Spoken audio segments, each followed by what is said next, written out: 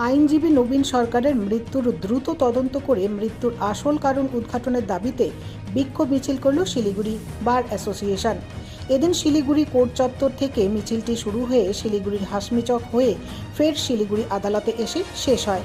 পাশাপাশি বার অ্যাসোসিয়েশনের একটি প্রতিনিধি দল শিলিগুড়ি পুলিশ কমিশনারেটে গিয়ে আইনজীবীর মৃত্যুর নিরপেক্ষ এবং সঠিক তদন্তের দাবি জানিয়ে কমিশনারকে স্মারকলিপি তুলে দেন।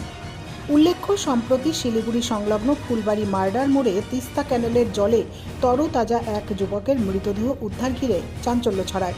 খবর পেয়ে নিউ জলপাইগুড়ি থানার পুলিশ মৃতদেহ উদ্ধার করে ময়না তদন্তে পাঠায়। মৃত যুবকের পকেট থেকে একটি নামী কোম্পানির মোবাইল, একটি দামি হাতঘড়ি ও আধার কার্ড সহ বেশ কিছু নথিপত্র উদ্ধার হয়। এরপর জানা যায় মৃত যুবকের নাম নবীন সরকার, তার বাবার নাম নিরঞ্জন সরকার।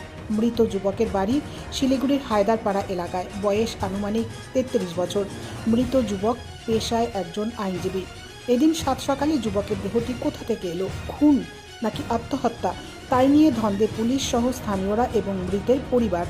তবে মৃত যুবকের বন্ধু ও আত্মীয়দের প্রাথমিক অনুমান যুবককে কেউ বা কারা খুন করেছে, তাই সঠিক ও নিরপেক্ষ তদন্তের দাবি ওঠে। কিন্তু যুবকের মৃত্যুর পর কয়েক মাস পেরিয়ে গেলেও আসল রহস্য তিমিরেই। তাই এদিন মৃত যুবকের দ্রুত সঠিক ও নিরপেক্ষ তদন্তের দাবিতে সরব হয়ে পথে নামলেন শিলিগুড়ি বার অ্যাসোসিয়েশনের আইনজীবীরা। আইনজীবীদের অভিযোগ, তদন্ত ঠিকমতো হচ্ছে না, ফলে মৃত্যুর আসল কারণ জানা যাচ্ছে না। তারা নবীনের মৃত্যুর আসল কারণ জানতে উদ্গ্রীব। আইনজীবীরা তদন্তে গাফিলতির অভিযোগ করেন। আজকে এই মিছিল একটু আগে আপনারা শুনেছেন, আমাদের মেম্বারদের আমরা বলছিলাম, এটা অ্যাকচুয়ালি আমরা বাধ্য হয়েছি আজকে। আমরা চাই না, আমরা কোর্টে কাজ করতে চাই, মানুষকে আইনি পরিষেবা দিতে চাই, আমাদের রাস্তায় নামতে হবে সেটা আমরা আশাও করি না।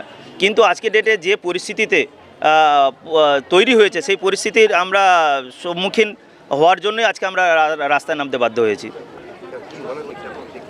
তদন্ত তো ঠিকমতো হচ্ছে না, এটা আমরা কমিশনারকে অনেকবার আমরা মিট করেছি কমিশনারের সঙ্গে। কমিশনারকে আমরা বলেছি যে মৃত্যু যে সঠিক কারণ সেটা কিন্তু আমরা জানতে পারছি না এবং তদন্তও ঠিকমতো হচ্ছে না। অনেক ভুল আছে, অনেক ভ্রান্তি আছে এবং সঠিক পথে তদন্ত যাচ্ছে না বলেই আমরা কমিশনারকে বারবার রিকোয়েস্ট করছিলাম।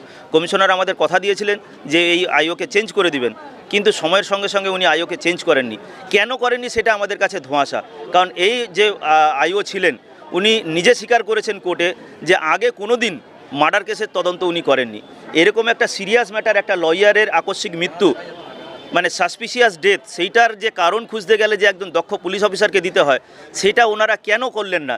যে কারণগুলো আমাদের মাথায় আসছিল, সেই কারণগুলো কেন পুলিশ অফিসারদের মাথায় আসলো না?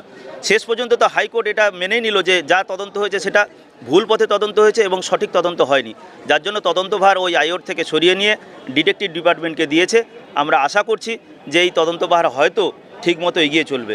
কিন্তু এর মাঝখানে যেই 3 মাস সময় চলে গেল, যে এভিডেন্সগুলো নষ্ট হয়েছে সেটার প্রতিও ধ্যান দিয়ে আমরা ডিডিকে এবং পুলিশ কমিশনারকে রিকোয়েস্ট করব যে তদন্ত যেন ঠিক মতো সহানুভূতির সঙ্গে এবং সঠিকভাবে যেন করে, মৃত্যুর কারণ যেন সঠিকভাবে আমাদের সামনে আসে, আমরা যেন এটুকু জানতে পারি নবীনের কী কারণে মৃত্যু হয়েছে।